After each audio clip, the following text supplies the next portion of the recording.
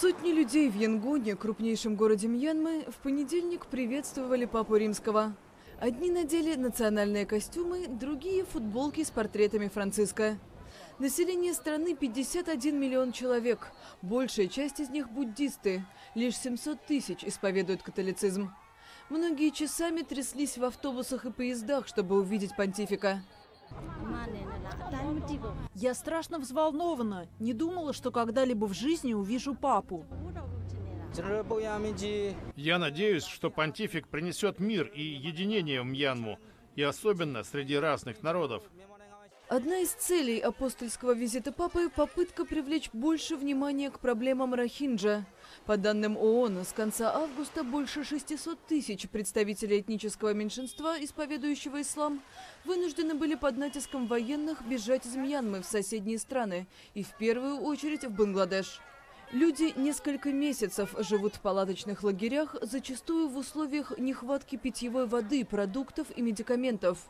70-летний Кала Мия недавно оказался среди беженцев. Мы живем тут как животные. Если нужно лекарство, приходится 3-4 часа стоять в очереди.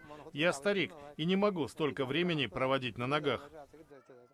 Очередной всплеск репрессий против мусульманского меньшинства в Мьянме произошел после серии нападений боевиков рохинджа на полицейские посты и воинские части в штате Ракхайн. В результате начавшихся затем боевых действий погибли свыше 400 человек. Более 2500 домов были сожжены. Правозащитники обвиняют военных во внесудебных расправах, изнасилованиях и поджогах домов мусульман. Власти страны все отвергают, утверждая, что за нападениями и поджогами стоят сами боевики. Бывший владелец магазина из деревни в Мьянме, 40-летний Хабибулла, рассказал о том, что оставил дома. Из-за зверств буддистов мы не могли молиться. Мы бросили скот, землю, магазины. Одних они лишали жизни, других избивали. Они стреляли в нас. Вот и пришлось все оставить и бежать. Власти Мьянмы и Бангладеш на минувшей неделе предварительно договорились о репатриации беженцев.